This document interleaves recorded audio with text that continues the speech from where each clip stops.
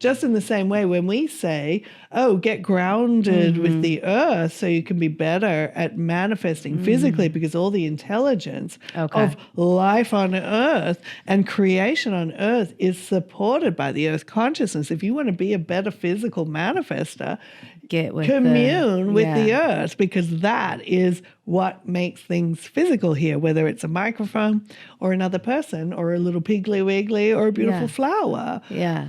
But if you want to be, if you want to elevate your life through a sense of a gift, commune with Venus. It's in the sky. Find it in the sky and sit with the consciousness of it. You can be with the energy of these planets just in the same way as when dear ones come to have a session, quote unquote, with us, or as you are, if you are sitting and listening to us now, you are communing with the frequencies, not just of what we're saying, but what through us giving you information, we are wanting to also help elevate your experience vibrationally, energetically. Let yourself commune with it, commune with the intelligence that we're delivering verbally, but in the energetic field that comes with us when the channel opens, when you give yourselves permission to communicate with information beyond the restrictions of your egoic framework. It is for the purpose of elevation. We're not coming through to make your lives worse. No. Isn't that the truth?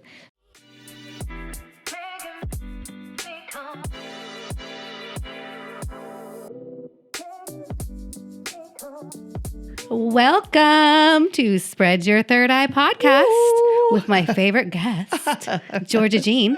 Oh, such a joy to be here as always. Talking all things little me. Yeah, we're going to talk about the little me today. Yeah, being human, being angry, being neurotic, being indecisive, having body dysmorphia, confusion, all the probs, you know. We really have to learn how to just love and accept the little me. Yeah, we were laughing because I called my friend one time when I went to Erewhon, and the girl messed up my smoothie, and she rolled her eyes when I asked for a chocolate chip cookie, and I was like, this bitch. I wanted to throat punch this bitch because here I have paying $20 for a smoothie, and she messed it up. So I was like, great job. And my friends laugh because you're so spiritual, but then you're talking about throat punching this bitch. Punching people, that's right. And I think it's like, so there's one of the big principles that the circle talks about is this idea of the little me, the witness, and then the master consciousness, which is sort of like that bigger, broader intelligence that can really like fix some stuff up. So the little me is basically our avatar, our little human. And the circle are always, you know, they're the ultimate Libras because they're always so diplomatic. They really are. And they're like never judging. They're never judging. They're always like, now just so you know, we call it the little me, not because it's less valuable, because in all consciousness, everything is valuable. Nothing is lesser or greater. But the little me has the littler perspective. And it really is like, when you play a computer game and you create this avatar and it's like, you know, like just trying to get through whatever obstacles have been generated in its game. And it has a little perspective, so it doesn't see that whole bigger picture. And so things that matter to the little me, like why the little me loses its shit on stuff. It's just part of the personality. And the beautiful work that we do with the Circle of Light is we never judge the little me, because once we start really judging the little me as being like bad and, you know, then ironically, behaviorally, we kind of get frozen in that state. So if you've ever been sort of done something which you weren't that happy about, and you try as much as you want to control that behavior, a lot of times it kind of gets worse and worse.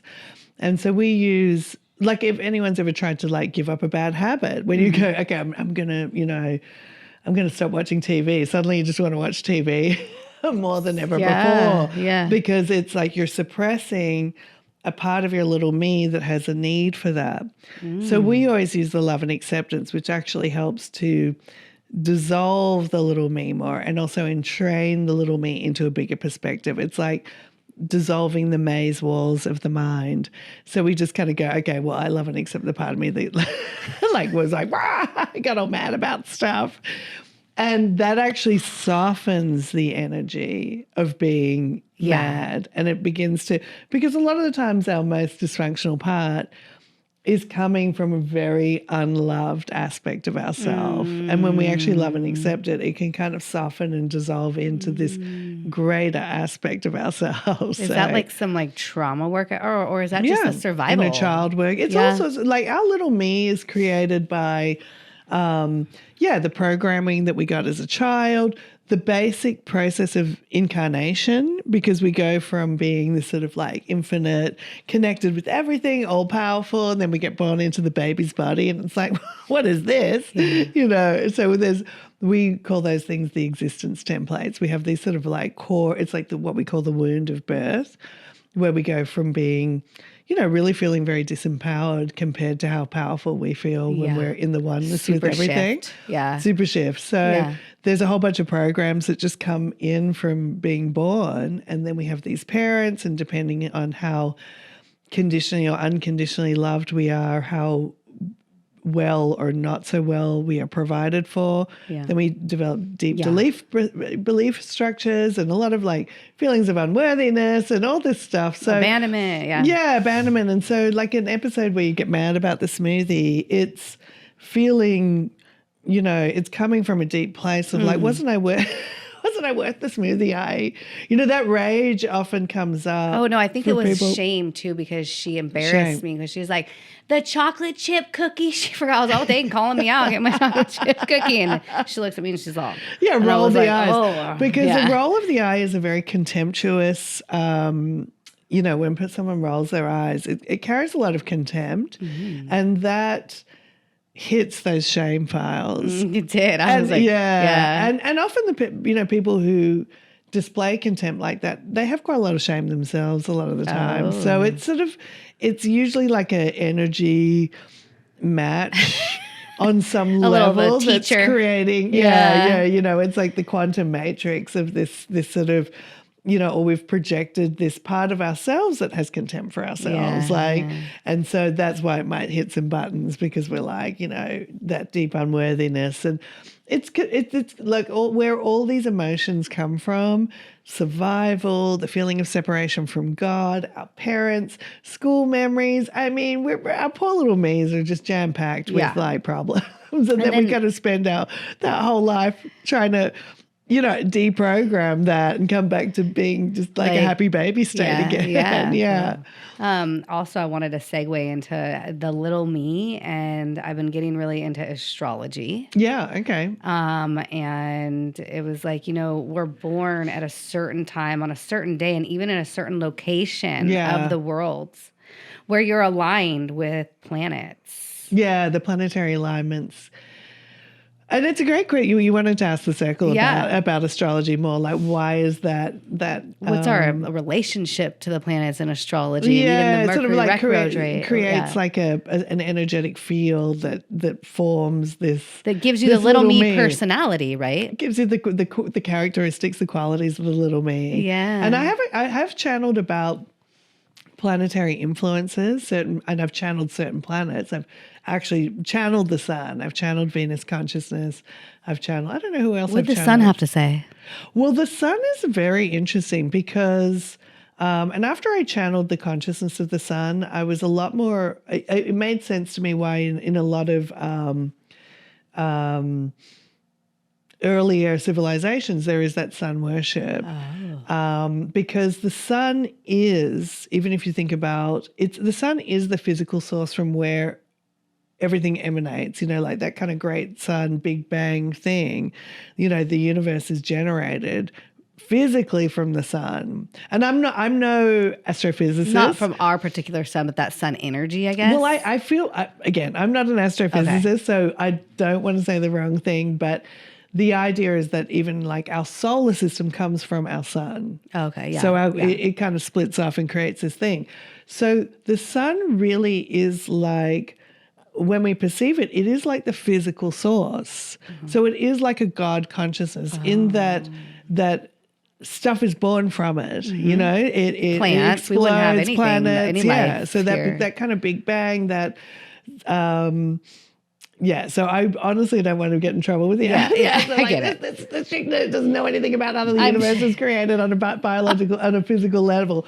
But the sun consciousness is like pure source. So when we also use sun consciousness to purify old templates. So we've brought in, I've done work where I've channeled the sun, the sun consciousness to just help pure. You think about like the great melting pot. So everything comes from it and everything can return to it and just be melted just in the same way. When we have a belief structure, we're using these tools to melt the form of the belief structure, the form of the planetary template. So the sun is a really powerful energy for that purification process. And so when I started channeling it, I was like, oh, yeah, so the indigenous people who like worship the sun or go, you know, this is the, I mean, they're not wrong. They're not wrong that the sun is this, you know, this very powerful emanating force, and purification force. Yeah, so when the sun came in, I was like, because I'll just be we have our Monday Night Awakening calls, or I'll be doing sessions with people, and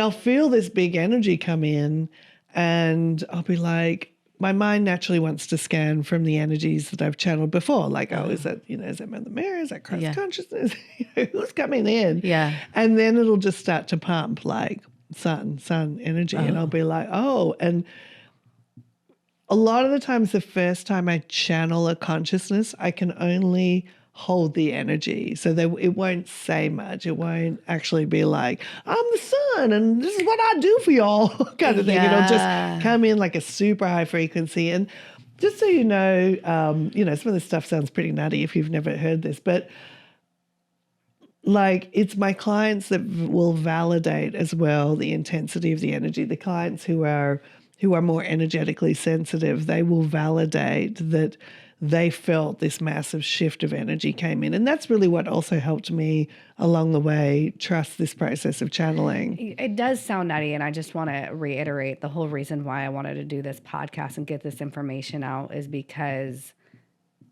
literally Georgia in the circle is like changing the lot. Every aspect of my life has gotten better since working with her and going in and doing the heart centering. And so like, it may sound off the wall, but this shit is working. It just works. It works. So then you like, all right, like whatever this craziness is about, even, you know, your bathroom being in a space-time point that we were talking about the other. It sounds wild. It's wild. But the circle comes in, and I'm like, I don't feel good enough. I feel this way, and they go, oh, we're gonna go deep. Oh, there's some inner child work, and then they can scan my body, and then they. Like I'm gonna have a whole episode on it because this is working. So as nutty as it sounds, you gotta keep an open mind. You have to keep an open mind because even for me, I went, and it's what I talk about in my podcast, Coming Out of the Cosmic Closet. And just to give it a little plug there. Yeah. Is good that podcast, by the way. I had to accept this as well. So I needed like some validations and ways to believe that I wasn't just being like this kind of like delusional maniac going, I am, you know, I am the sun consciousness and I am changing people's lives. Literally, it was the feedback. Go to the loony bin. You're done. In the 70s or 50s. Sound, so yeah. She's off to the bin. Send her away. Send her to the, you know, the convents. They send us all off to the convents. And get locked up, lock her up. So I had to go through with my own rational mind a process of really, you know, getting validations from other people and learning to trust it and just get out of the way and let this thing happen. Yeah. And another thing too is one of the big reasons why I started getting into this work, and I've mentioned this before, is that when you start reading near-death experience books, and one lady came outside of her body and she says, literally everything has consciousness, my shirt, my grape, my everything, because everything really is made of God, truly, in the whole scheme of things. It's made of some kind of source with some kind of programming that makes stuff. Yeah. You know? So when I heard this information on people who are writing books about their experience of dying, and coming out of their body and seeing it in a whole new perspective, so it wasn't too crazy to me because it's been coming on different avenues of my life to verify this information. You've been on the journey for a while, and I think most people who come to the circle, even honestly, if you're watching this, most people who come to the circle have already done quite a lot of stuff. And because our specialty is really like getting into the most dense resistance, a lot of people have already explored things like, oh, right, past lives could be influencing why I'm experiencing this, or, this, that, or the other, or why am I attracted to this person? Yeah. What is this big connection I don't understand? Is it like, there's all kinds of journeys that people, or just healing trauma, or like, why was I born into this messed up family, or whatever it is. Most people have done a fair bit of research and expanding their consciousness. And there is, I think, as we were talking, or the circle was saying in one of the other sessions, there is a sort of unfolding for everybody that gets you to the point where you might be ready to understand this. But in other ways, it's very simple. Like heart centering, everybody has a heart. Yeah. It doesn't matter if what your religion you are, what gender you are, where you come from. The heart center is very universal, which is why a lot of this stuff also just really works for everybody. And even if you just logically think about the sun consciousness, even if it was metaphorical, what I was channeling, this idea that there's this great inferno which can just kind of come in and burn away old programs when you bring that energy in. So when you've got a real dense one, you can just imagine like the sun coming in and just melting that program away. And the sun, when we think about it, it's so much bigger than even Earth and the planet, like just in terms of a concept of a power source that can melt stuff away. It's the great, it's the great incinerator. It's a great, it's a great creator, purifier. Bleaches your clothes when you're outside. And that can be like, all my bad programming. Bleach me out, baby. Bleach me out. So we're always talking about like what kind of energy source can we bring in to help dissolve the programs and that maze of the mind, the little me.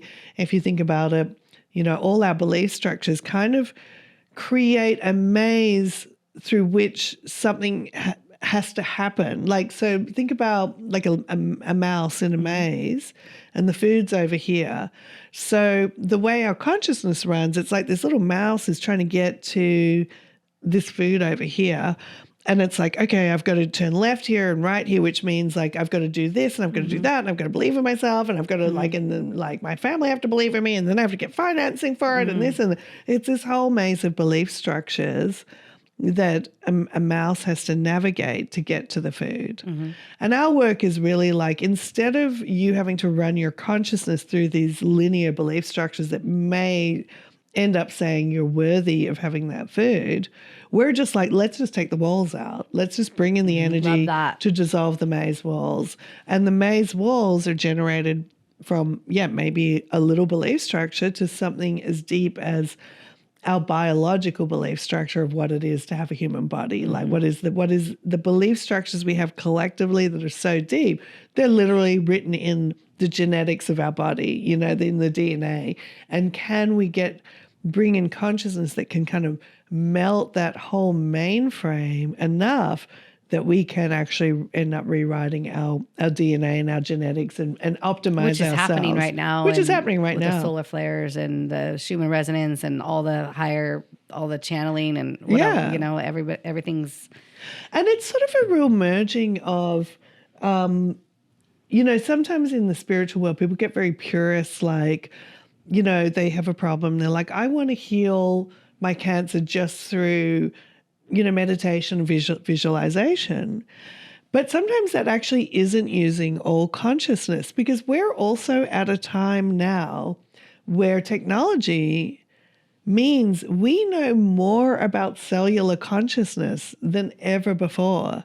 Why resist using anything that could help you understand why you have any kind of disease and work with that, work with the vitamins that might help that, work with even the therapies. We're not against Western medicine, Eastern medicine, anything it's all at all. Consciousness. It's all consciousness. And if you're really trying to align with health, You shouldn't resist any of it. Yeah, I like you that. shouldn't resist any, and because we're the less, and I'm getting my truth peoples here. I can't fake these. Yeah, you know, and that's spirit saying, yeah, listen up, people, because there is this spiritual purism. Yeah, I thought sometimes really gets you in the could way. just like, people have those successes, but since working with the circle, they have explained like we use everything. Use not just- everything, Not and just the a less, pipe dream or like, and anyway, even if you're trying to visualize and trying to manifest and meditate your way out of a disease, is that really going deeper into the trauma that caused the disease anyway? So and that's another part of it. And that will come up. So if there is some like emotional, like unworthiness, or I was talking about how a lot of disease is created through suppressing strong force emotions and stuff, because we're like, oh, like it's a girl, I shouldn't be angry. So I'm going to bury that. Yeah. bury that deep in my body,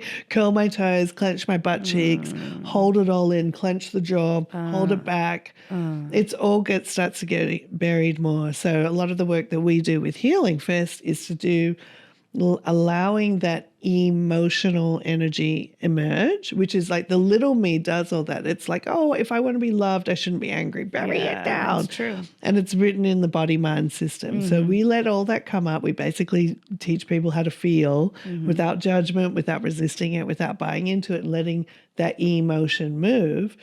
Now there's a stronger mental and emotional and energetic alignment for healing, because you're not suppressing anymore. You've released more energy into your system to heal, to rejuvenate, but also just to be in a fluid state with everything.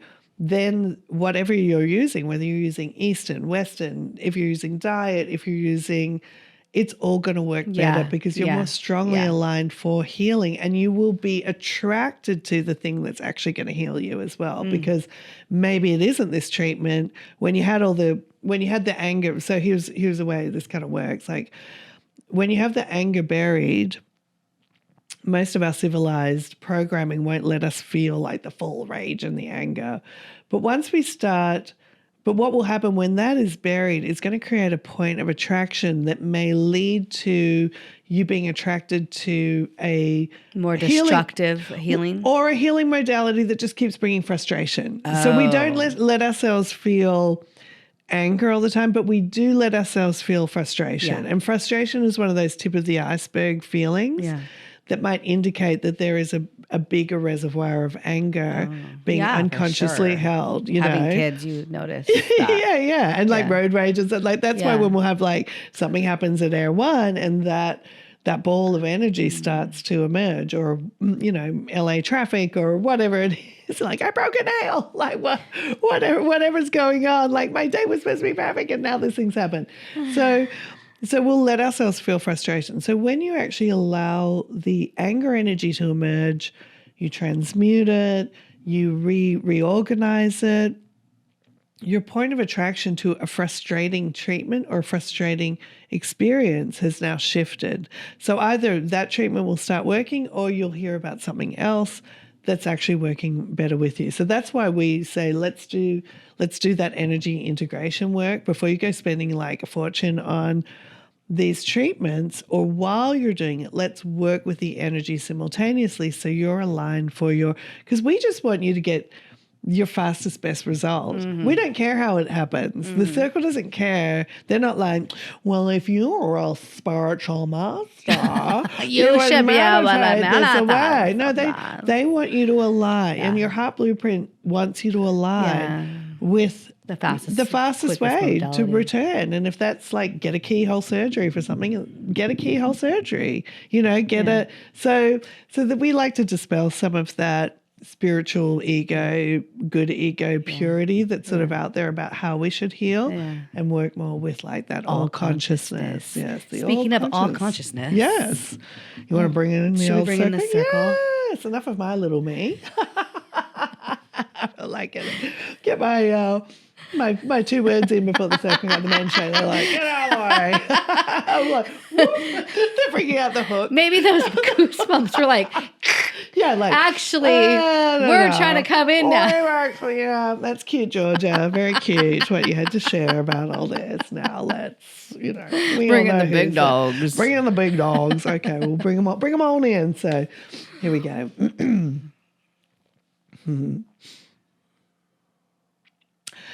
Ah, yes, indeed, dear ones, we are here and we are most delighted to make connection with you here on another magnificent day in your earth plane. It's always a great delight, and we are here to illuminate and lift the veil so you can have a greater understanding of that bigger picture. So we love your little me's. We do want to reiterate that all your little me's are so treasured and valuable, even with all your quirks and your neurosis and your needs and your pains.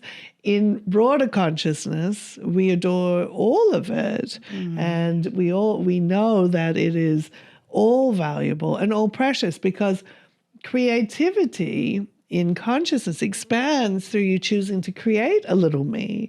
So whatever your little me is with its quirks and its needs is a valuable part of the creative experience of consciousness.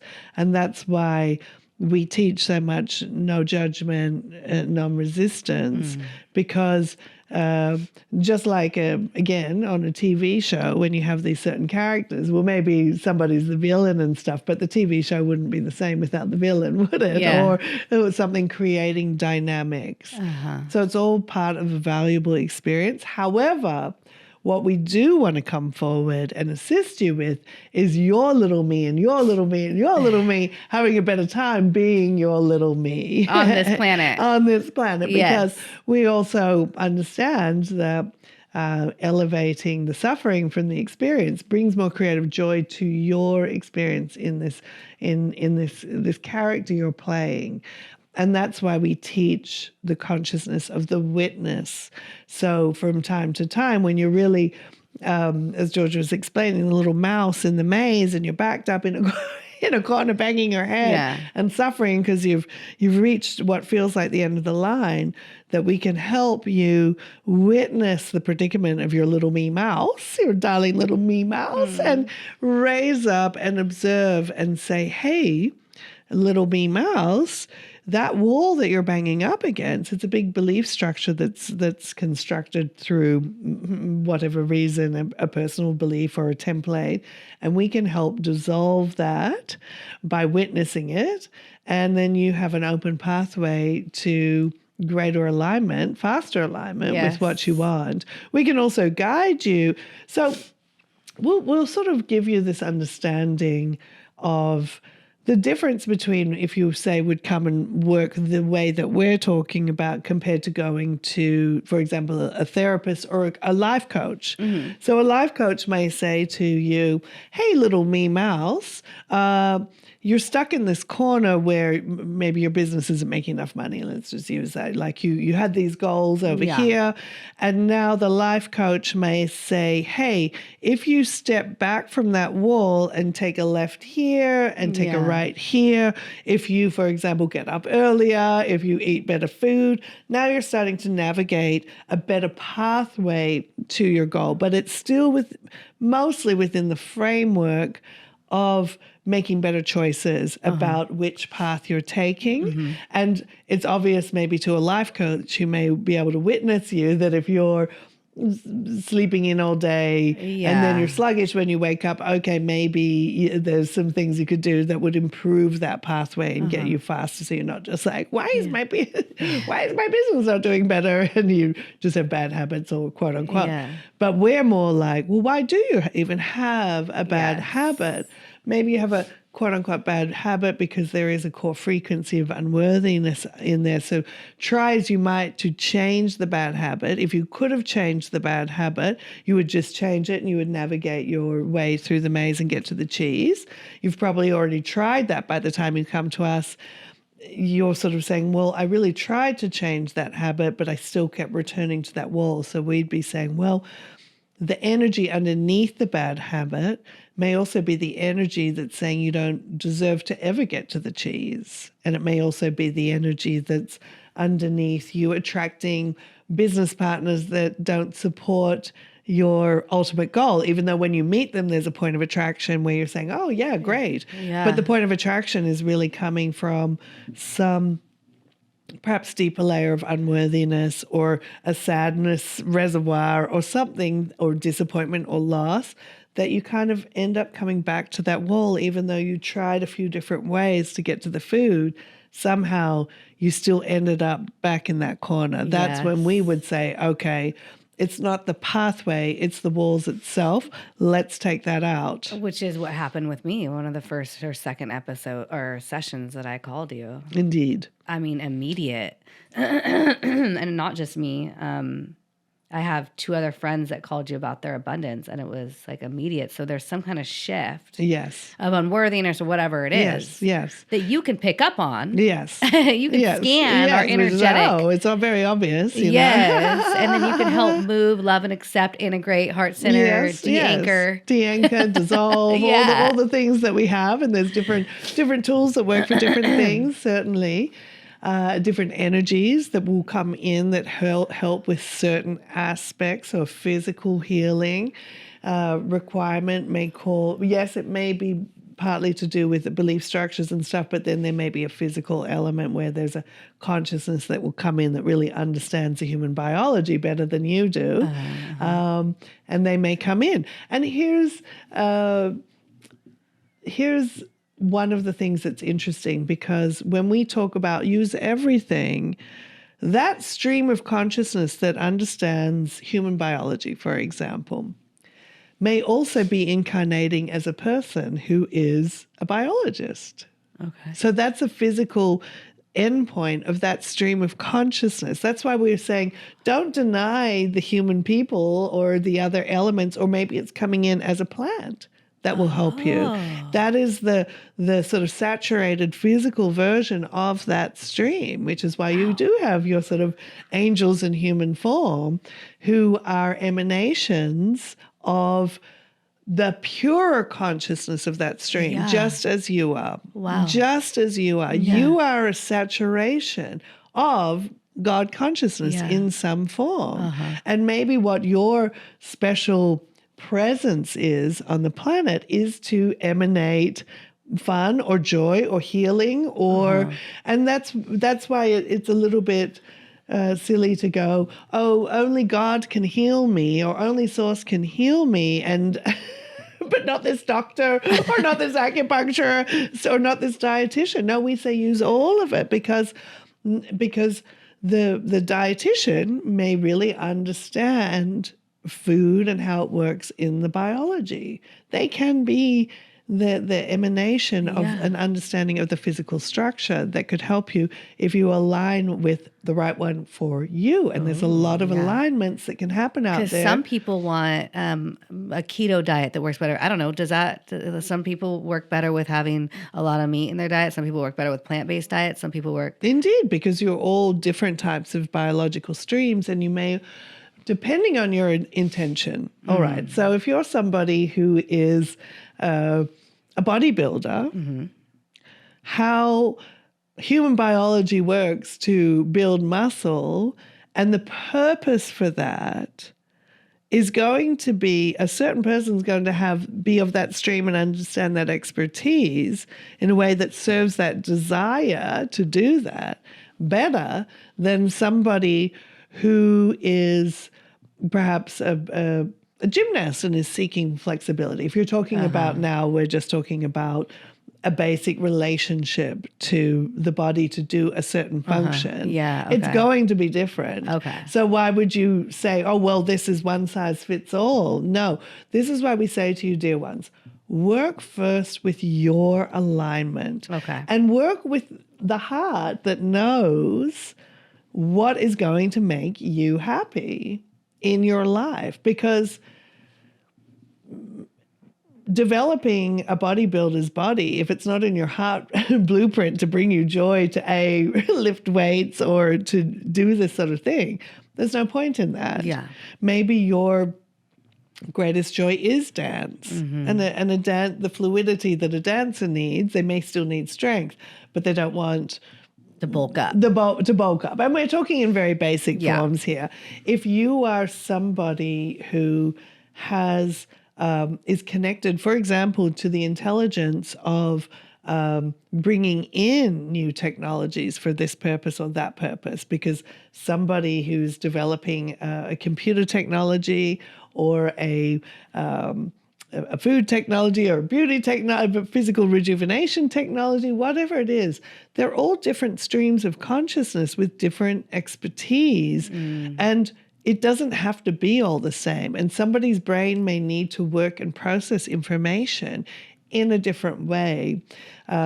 Georgia used to do a lot of tarot card readings, and people would come in and say, I'm worried about my child because they seem very not very practical and very connected to this sort of playfulness energy. And Georgia would say, yes, that is their stream of consciousness. Why would you resist it? Because that is their stream. You can help them if they have a weakness in a certain area. You can maybe help them become more practical, but don't make them feel terrible for being the essence that they are. Because 40 years down the track, you don't know what the purpose of their presence on the planet is actually about at this moment. And if you just want it to be a replicant of you, think about this, dear ones. Even now, the technologies, the world as it exists now, compared to 50 years ago. So 50 years ago was the 70s. What people were needing to understand to function in the 70s is very different from now. This was pre-computers, pre-this, pre-that. And so it's sort of about, again, remember, your heart has the balance. Your mind may be saying, well, for my child to succeed in the world, they're going to need this, that, and the other. But are they? You don't know. You don't know what the world is going to... And the way things are evolving so quickly now, you don't really know what your children's future is. So when we're talking about a little me and why so many dear ones now are having to do a lot of healing, because they're kind of clearing up the little me program that has been the human paradigm for a long time. Many of the new children who are incarnating now are not incarnating with as much of that programming, and they want to be the energy, the essence that they are, because in their own knowingness, there is a future that they're going to be much more aligned for than even you. In fact, they may be helping you just as you might be helping your grandparents navigate a cell phone. They may be saying, this is how to be the way it is now. So when you are evolving your own little me children, it's something to think about. How can I be with their energy and give them enough love and belief in themselves to become who they are without having to do the whole unpacking of who can I be now if I get rid of these programs of unworthiness I received, or not good enough, or not right with the parents' ideas of what is the right way to be. Well, speaking of it being born in a certain way, what is your interpretation of the astrology, Mercury retrograde, even this eclipse season? Like, how is that related all to us and our emotions and our personality in our birth chart? Yes, this is with really, our birth date. Really big questions, dear one. So just give us a moment so we can give this to the channel as well in a way that is congruent with how we share about consciousness. So the first thing we'll say is everything is consciousness. Yes. So the first planet you really do want to develop a relationship with is the Earth consciousness itself. And this is often why when you look at astrology, why Earth signs have an easier time, or their thing is manifestation. Who's an Earth sign? So this is in your astrology, it's Taurus, Virgo, and Capricorn. Oh. And they have a stronger relationship with bringing things into physicalization, materialization, manifestation. So some of their characteristics are that they would be hardworking and that they're realists. And they have a strong... the earth signs, they're connected to the earth, even though they are, quote unquote, ruled by other planets. So, but all of you, whether you are a water sign, a fire sign, an air sign, we still encourage you, if you want to manifest bigger, get with the earth, because this is the providing energy for your physicalization. It's our home. It's your home.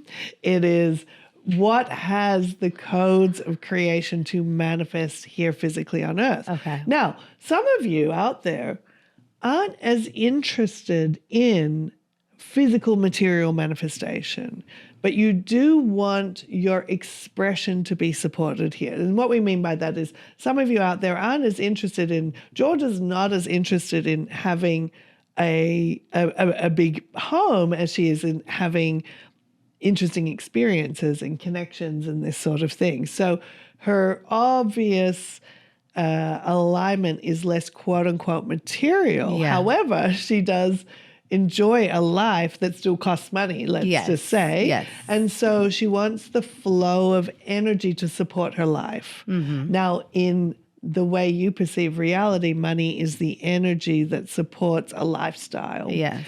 That may or may I would not say be money true. is the energy that gives you freedom to anything you want, including time. Yes. If you couldn't manifest. And that also depends on where you live. Oh. Because if you live in another place that doesn't operate on currency in the same way as, say, your typical Western reality and the creative options you get to explore in your typical Western reality. So remember that all of the cities that you live in are like a different playing field. Like what is important here? And so even when you talk about time and place of birth, if somebody incarnates in a certain city, either their creative consciousness is interested in what that city could provide for them in terms of expansion, growth, imprints and programs that you can play out, or they're interested in transcending what that initial programming a certain city or location may give you.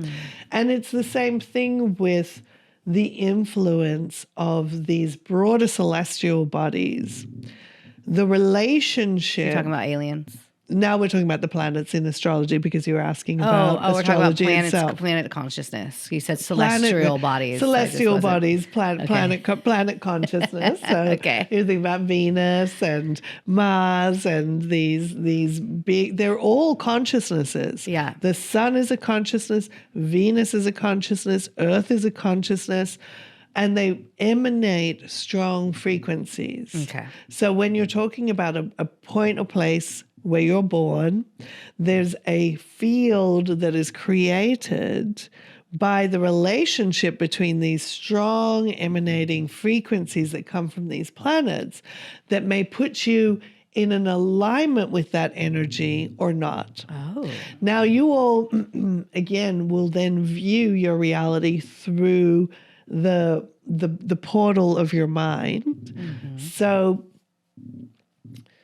what is valuable here on Earth in the human framework? So we'll explain, because George has channeled Venus before, so this is a probably good example where we can give you the information quickly without stopping to download a whole bunch of stuff into the channel. Okay. So when you think about Venus, and both you and George are Libras, so you're ruled by Venus, so you love many of the qualities that are the Venusian qualities, is beauty and creativity and all of these sorts of things.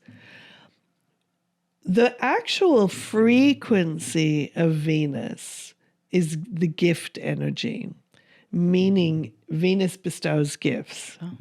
Now, in your human paradigm, what would be experienced as a gift are elevating qualities like beauty, creativity, this sort of thing. So what you think of as being Venus qualities is coming through your mind's portal of what is an elevating experience, a gift that elevates human consciousness. Do you see, dear one? So it's because I'm a Venus, I'm aligned with Venus being a Libra. Am I giving a gift of beauty, or am I receiving the gift of beauty? You just resonate with it. You love it. But how is that helping me, or of the gift of?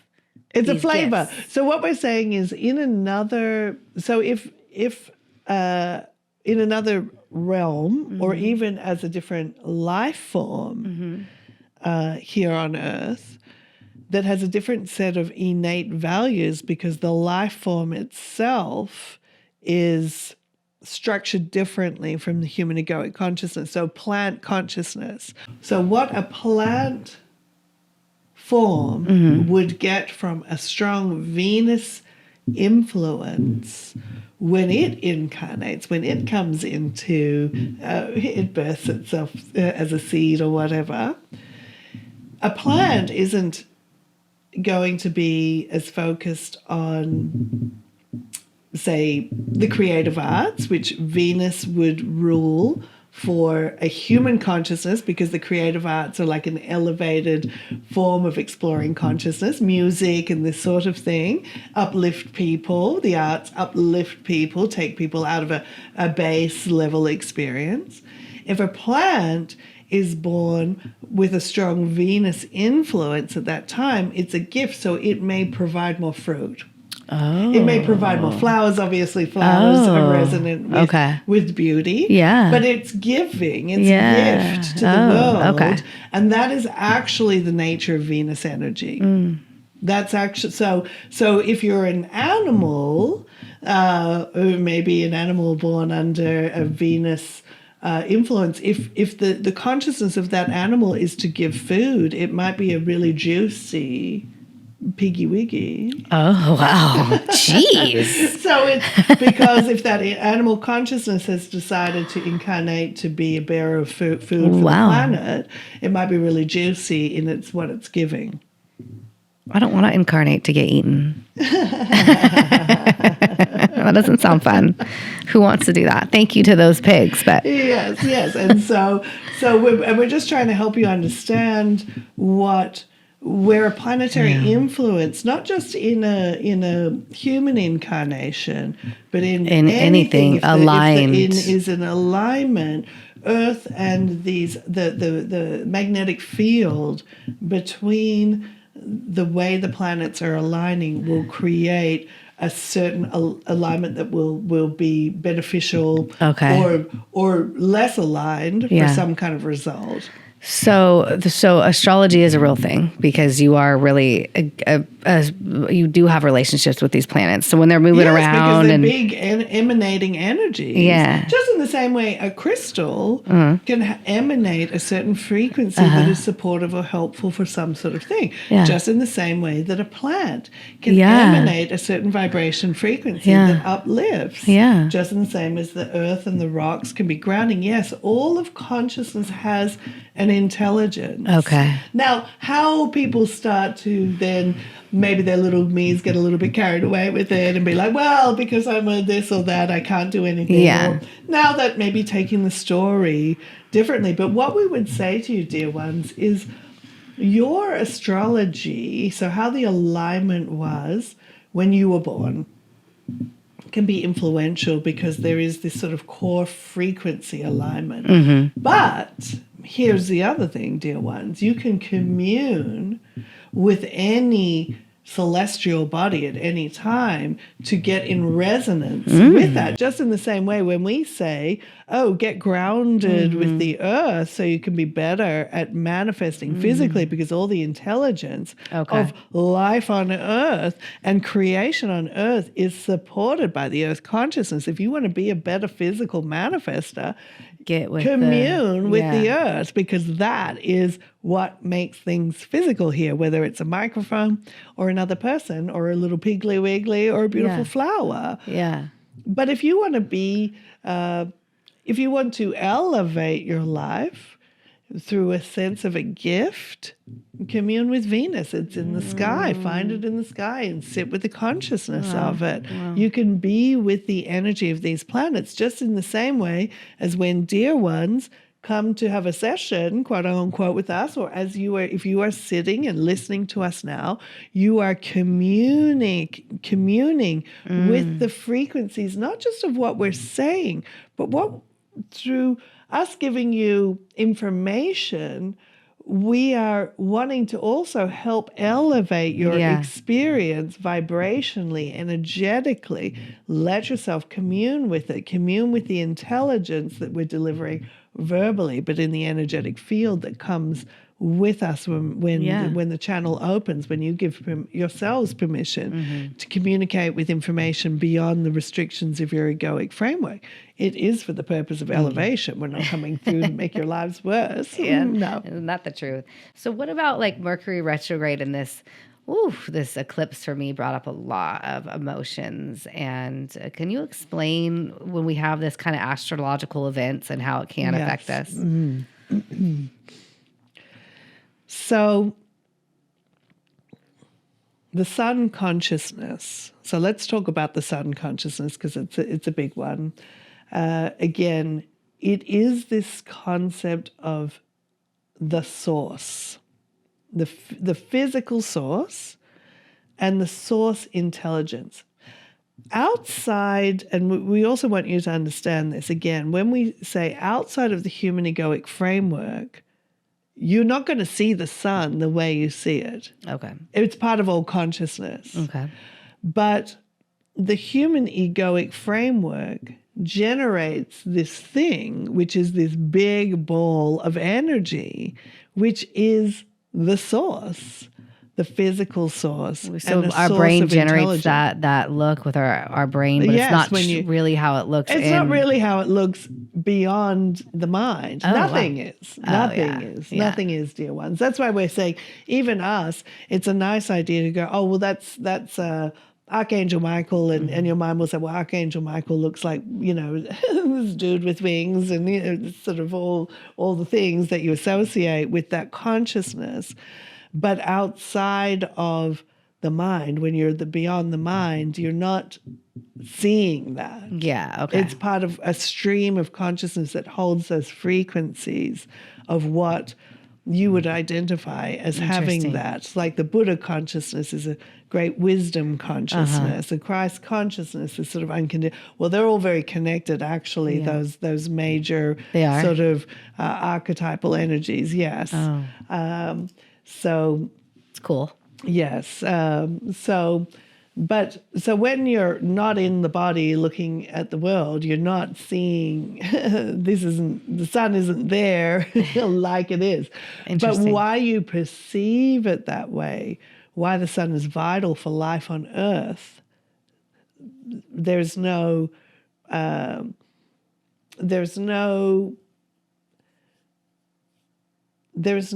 plant life without the sun. So it's a merging of this source consciousness with the earth consciousness, coming together to form a life on Earth. The sun consciousness sort of represents the source intelligence. Okay. So when the human collective, so there's been a lot of this solar flare activity, of course, this year. So we'll help you understand that. So here you are, human consciousness as a collective has decided to evolve. Okay. So what does this mean? This means in order to have a new game, there has to be new intelligence that comes in.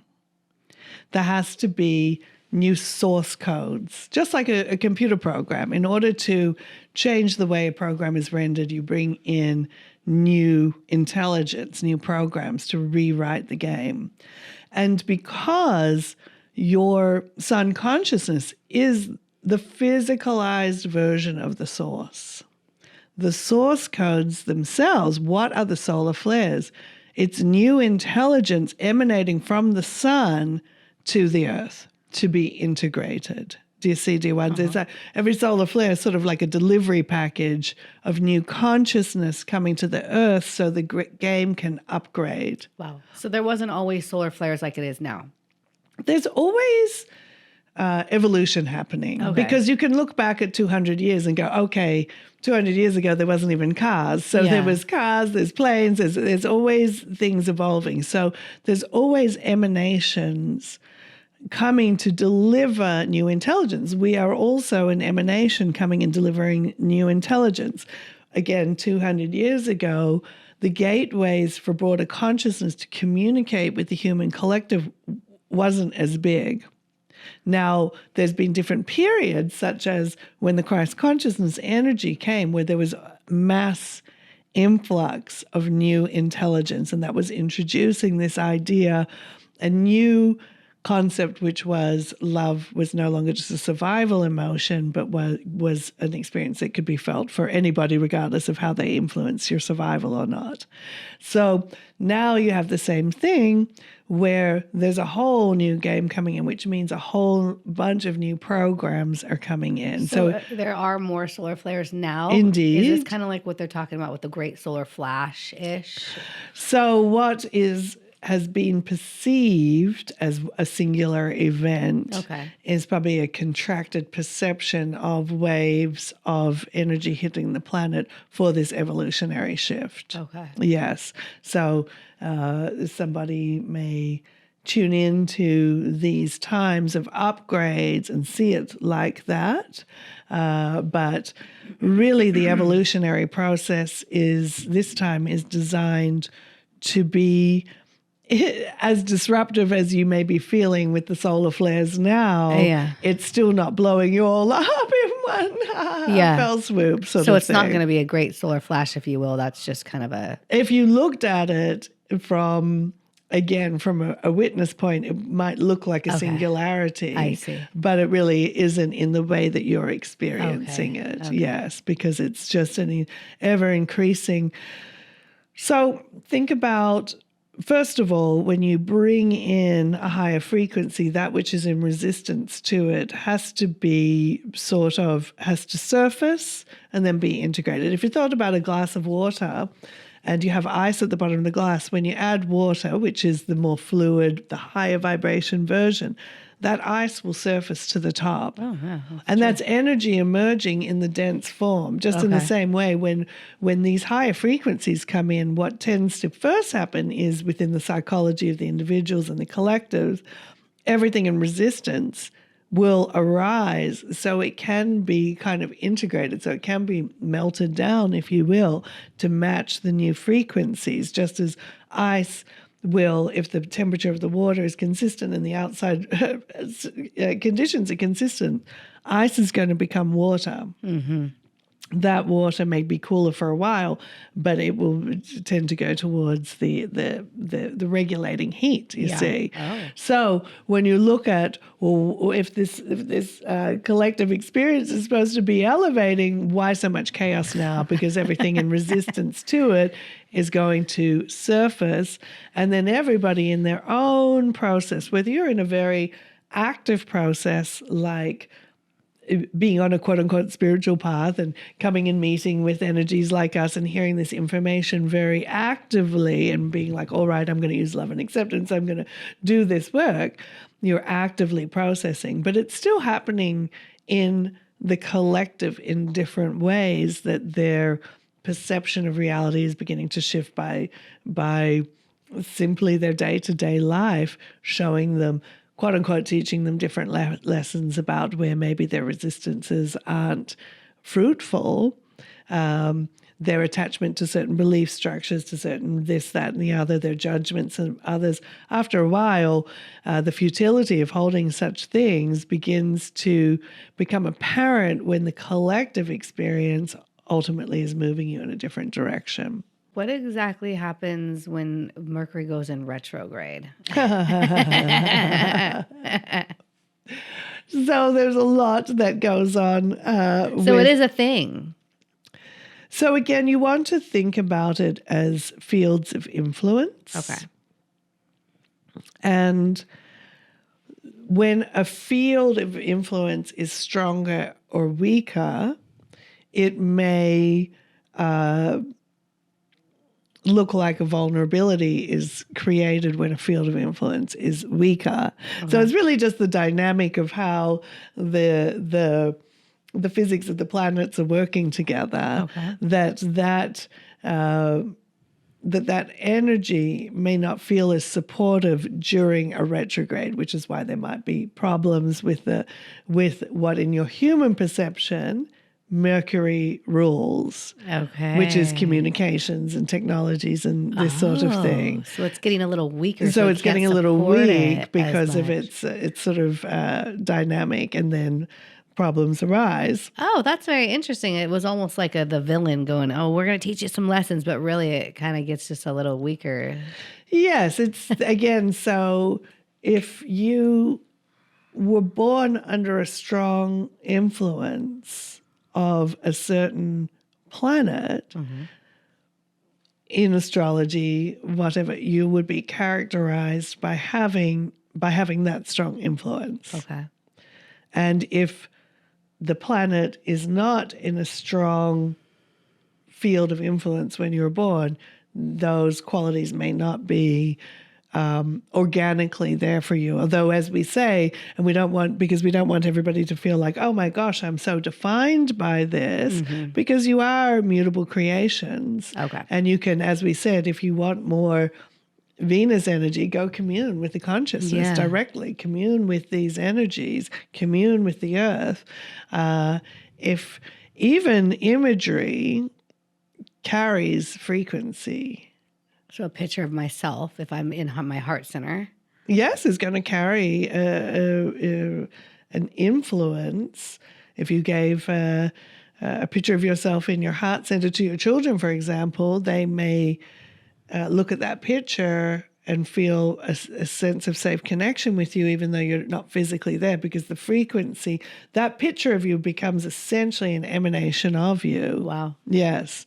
And and a lot of the dear ones, the younger ones who are incarnating with more openness in their pineal glands, which means they have more attunement to that frequency that lies outside of the structure of what the 5 physical senses are defining as you. The 5 physical senses are defining you to Georgia sitting over there. But you are consciousness, not just limited by this. So when you create an emanation from you, and this is one of the interesting things about value and why is one artwork more valuable than another? What is the meaning behind, and this will be an interesting factor with your, the influence, for example, of AI on creativity. The thing is, whilst AI generated imagery or music or writing is of a consciousness, it's never going to hold the same frequencies as something that you would write or create, because it's not it's not an emanation from an organism that has all your characteristics of what you may be embodying. So I can put my energy imprint in anything I write, anything I create. And so as that emanates to everybody else. that emanates, and because that non-physical emanation is picked up and interpreted more through the pineal gland than the physical senses. So if you were going to look at, say you did a painting and some AI thing did a painting, you looked at them, visually they might look the same. Visually they might hold very similar characteristics, but frequency-wise they're going to have a different emanation. And so AI-generated content is not going to, for example, probably hold the heart blueprint frequency in the same way as something that you would write or create while you're seated in your heart. And as people become more sensitive to multidimensional frequencies, ultimately this is what's going to maintain the value of something created by a human over an AI. It won't be as effective for certain things that you're actually wanting to create something to move people or to whatever it is that you're trying to do with your intention. An AI generated, it's not going to carry the frequencies. And the younger generations who are more open in their pineal glands and attuned to this more will also sense that. And those of you who are opening your pineal glands will be more attuned to that. You're just going to resonate with this over this. Ultimately, that's going to bring back some kind of sense of value. for those who do want to put their heart and soul into a creation. People will feel that. Yeah. You and So, Georgia just ate some eggs that came from the happy the chickens. happy chickens, and you felt so full of joy. It's After true. eating a simple meal, it carried a frequency that really elevated. Yeah. You were so good thrilled point. with it, weren't Georgia you? was to just us? singing. Yes. So- She's the most clairvoyant out of both of us. She really felt it. She feels these things, and you all do, whether your consciousness of that frequency influence or not. Some people may feel it, like the tingling and the buzzing and the energy sensitivity, because the brain is able to create a more specific set of sensations in the body. But other people will just feel a mood elevation or this sort of thing. So this is where that intentionality again starts to bring value to the creation of a certain alignment that really can't be replaced by unless that computer program is used with a very powerful intention by a creator that may be using it. We don't want to diminish that there isn't a value in some of this stuff. Yeah, as a tool, but not as a tool. complete. It's not going to replace humanity and replace jobs as much as maybe our fear. It can't. It probably will replace a lot of jobs, dear one. But what it can't replace is the quality of experience, of your creative experience, because that's always going to come down to you as a consciousness to align with. And some of the things, just in the same way that, and of course, humanity has to keep adapting to the technologies that are coming in to rebalance. Yeah.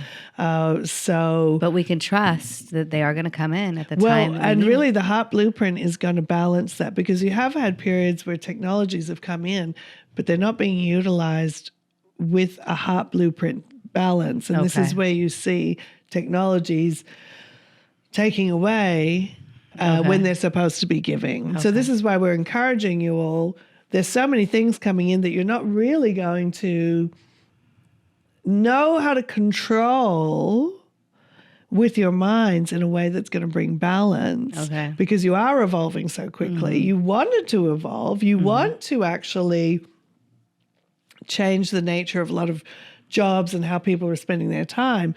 But until you get into your hearts, those things won't fully serve their purpose, because you'll be using your minds to control new technologies that brings back the same power struggles and dynamics that you have anyway. Yeah. So before we wrap this episode up, is there anything that you would like to tell our viewers and listeners that maybe they need to know at this time? What we really want you to understand is how powerful the heart centering is.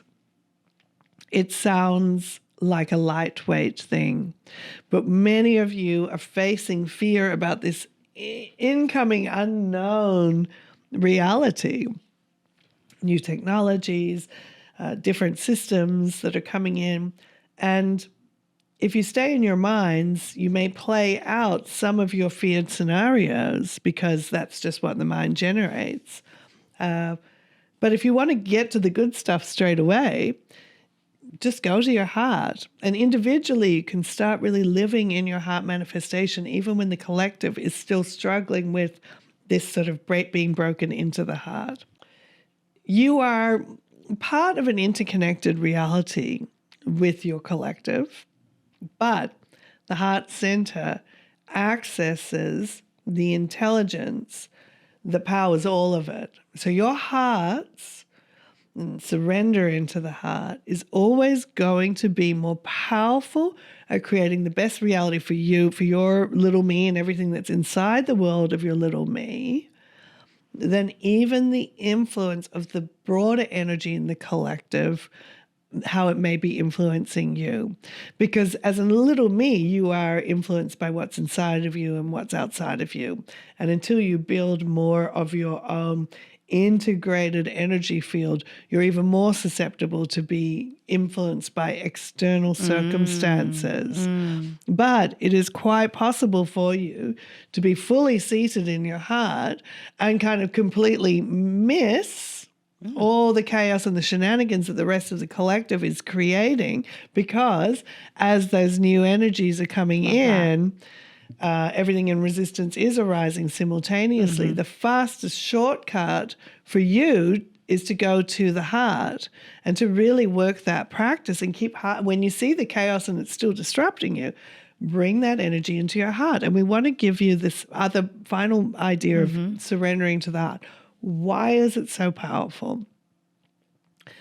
Your little me mind can only create a reality that is congruent with its conscious and unconscious belief structures, its core vibrational alignment, including the biological belief structure. When you go into the heart, again, remember you are surrendering to the intelligence that is behind all creation, including you, including what you experience the collective to be, the planets, everything. If you don't want to be affected by Mercury retrograde, you can still say, all right, I'm going to surrender this to my heart, because you're still accessing the intelligence that created Mercury, the sun, all of these things. Oh, wow. You see, it is the intelligence behind everything. And if you could actually see that, you wouldn't doubt it for a minute that it is more powerful than even your cleverest mind can figure out. And many of you are very intelligent, very clever. And it can be hard when you're strongly mind identified with your own intelligence to actually realize there's something that's even smarter than you, that it's safe for you to surrender to. Okay. Because the heart, remember, already wants you to have the best life for you. It's not holding anything back, because it doesn't have the hierarchical structure of like, you better earn your place in the good life. The heart is already generating that for you. And it's accessing that level of creative power. But this is why you surrender to it. Even as smart as you are, even as psychic and as spiritual as you are, even as much as you sense what may be coming, your mind still doesn't know what's coming. Your mind doesn't know what's coming until it's in one of the two states of creation, which is manifestation or knowingness, which is really meaning that that thing is about to become manifest when you arrive in a logical point in place in time and space. So surrendering to the heart is basically saying, you know what, I actually don't know what's coming, but I want the best thing to happen for me and for everybody, everything I perceive as being my collective. So I'm going to go into my heart and I'm going to surrender. I'm going to let that come through.